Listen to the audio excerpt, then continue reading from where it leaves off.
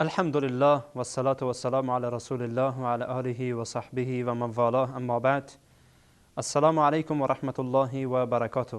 بینندگان عزیز و گرامی شبکه وصال حق، بار دیگر هم از یکی دیگر از قسمت‌های سلسله قسمت‌های رد بر مخالفین و دشمنان اسلام در خدمت شما سروران گرامی هستم.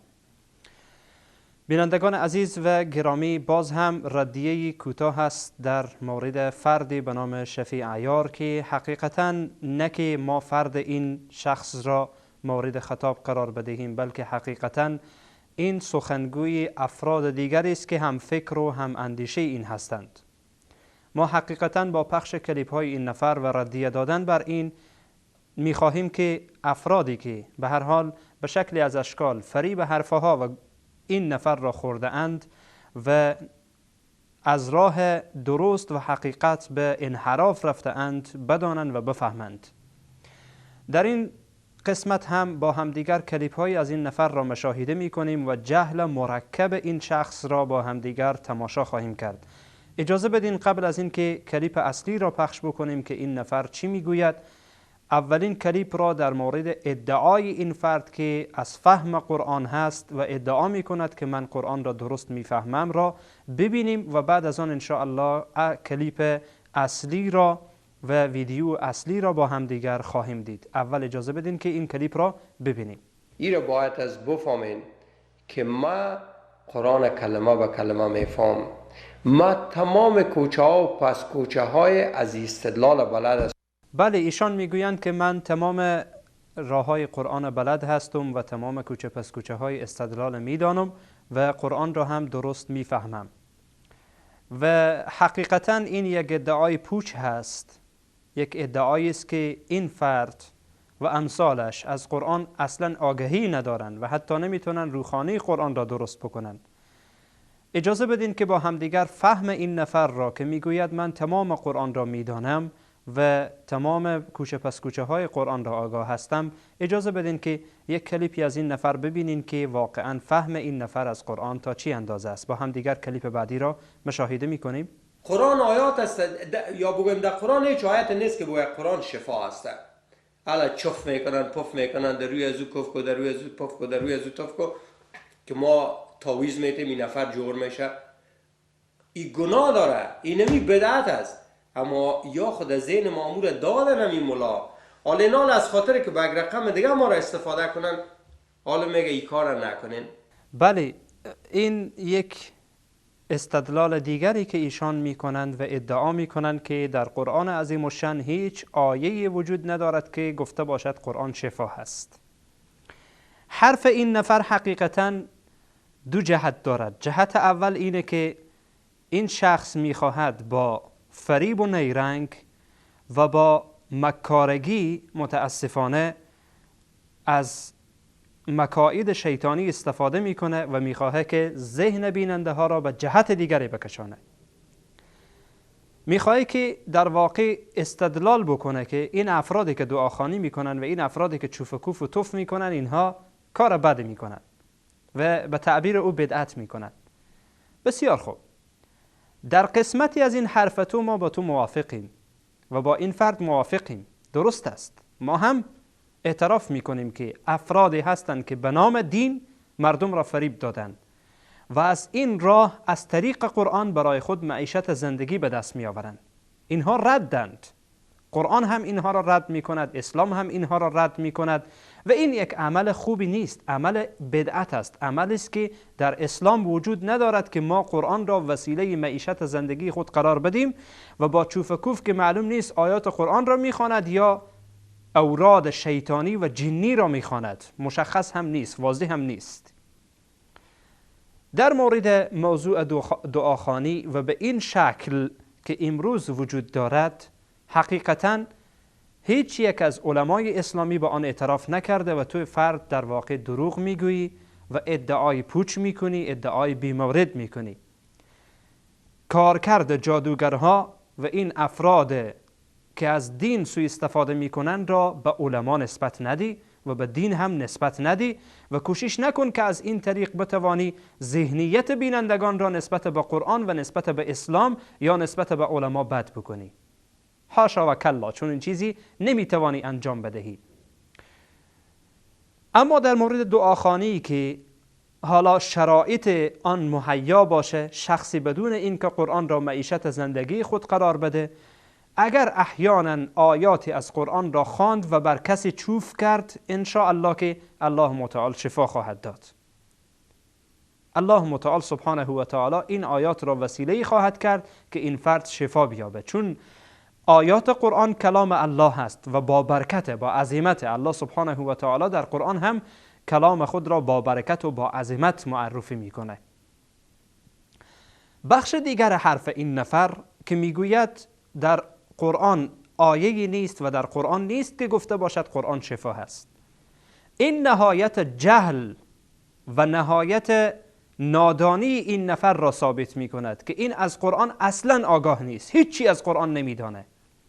فقط آیاتی را گوزینشی به دست این نفر میدن، یا خودش به خاطر اینکه ذهنیت کمونیست ها و ذهنیت کسانی که از دین بیخبرند و بر علیه دین شمشیر کشیدند آنها را به جهت خود جذب کنه، تلاش میکنه و کوشش میکنه که یک سری آیاتی را گزینشی خودش از داخل قرآن پیدا بکنه و بگه در قرآن پاک این گونه است و در قرآن پاک این گونه نیست، که حقیقتا این از قرآنی که بر محمد رسول الله صلی الله علیه و سلم فرستاده شده اصلا آگهی ندارد. اجازه بدین که ما به بعضی از آیات اشاره بکنیم که در اونها الله سبحانه و تعالی آمده به صورت صریح و واضح بیان کرده که قرآن شفا هست. یعنی موضوعی هست که شما از یک طفل خردسال و از یک فردی که اولین کلمات ابتدایی اسلام و قرآن را بداند این موضوع را آگاه است. اما چرا این فرد نمیداند؟ فکر میکنم که از دو حال خالی نیست. یکی اینه که این فرد خودش را به در نافهمی میزنه و یکی اینه که نمیفهمه، و من جهت دوم را بیشتر ترجیح میدم که این نفر نمیفهمه اصلا آگاهی نسبت به دین و نسبت به قرآن و نسبت به اسلام نداره. اولین آیه الله سبحانه و تعالی در سوره مبارکه اسراء آیت 82 میفرماید و ننزل من القرآن ما هو شفاء و رحمت للمؤمنین. الله میفرماید ما قرآن را فرستادیم از قرآن که شفا هست. ما هو شفاء، این قرآن شفا هست، و رحمت للمؤمنین، و رحمت است برای مؤمنین، ولا یزید الظالمین الا خسارا، و بر انسانهای ظالم جز خسران و زیان چیز دیگری را زیاده نمی کند. آیا از این واضح تر باشه؟ بینندگان عزیز و گرامی من، کسانی که شما امینک مشاهده می کنید این برنامه را و این صحبت ها را، آیا از این واضح تر می خواهید که الله متعال در آیت 82 سوره مبارکه اسراء به وضاحت کامل میگه قرآن شفا هست؟ این نفر ادعا میکنه که در قرآن آیه نیست که گفته باشد قرآن شفا هست. این یک آیه. ما فقط میخواهیم به این نفر و پیروان این نفر اتمام حجت بکنین که اگر شما واقعا راست میگویید دنبال حق هستید، از خدا بترسید و دست از این عناد و سرکشی بردارید. الله متعال در سوره مبارکه یونس آیت 57 میفرماید یا ایها الناس قد جاءتكم موعظة من ربكم و شفاء لما في الصدور. الله متعال میفرماید که ای مردم، به تحقیق که آمده است برای شما موعظه، پند از جانب پروردگارتان، و شفاء لما فی الصدور، و این قرآنی که از جانب الله آمده شفاء لما فی الصدور، شفا دهنده و صحت دهنده آن چیز که در قلبها وجود داره. قرآن کریم شفا هست از دو جهت. از یک جهت این که قلبهای مریضی که حقیقتاً به گناه و به شرک مبتلا هست، به معصیت الله مبتلا هست، آنها را شفا میده. و از جهت دیگر این قرآن در بدنها و در وجود انسانها هم شفا هست. چون در آیه گذشته اگر یادتان باشد الله متعال گفت ما هو شفاء، نگفت لما فی الصدور به صورت عام آمد و واضحه که الله متعال سبحانه و تعالی این قرآن را شفا قرار داده. این قرآن را شفا قرار داده هم برای مریضی های قلبی و مریضی های باطنی و هم برای مریضی های ظاهری.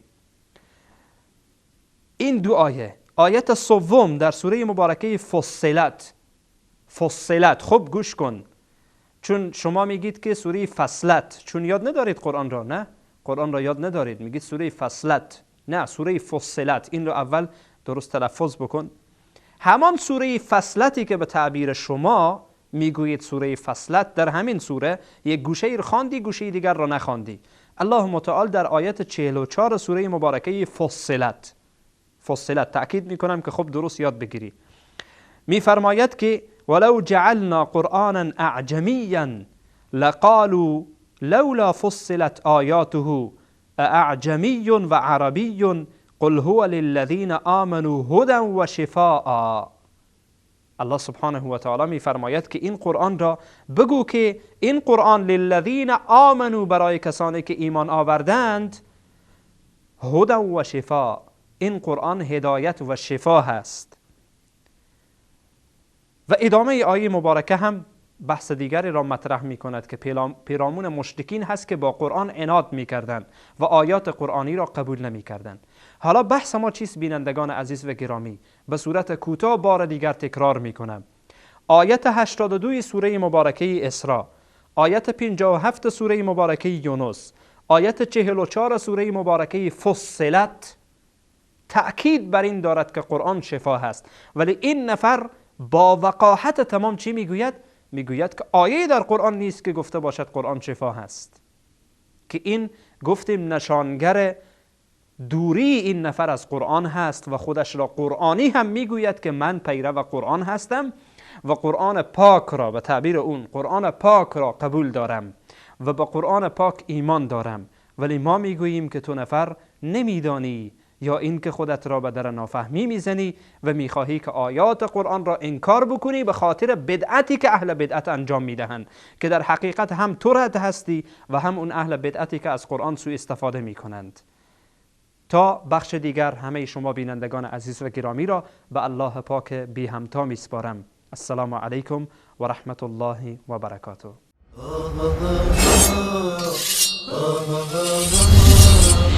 Oh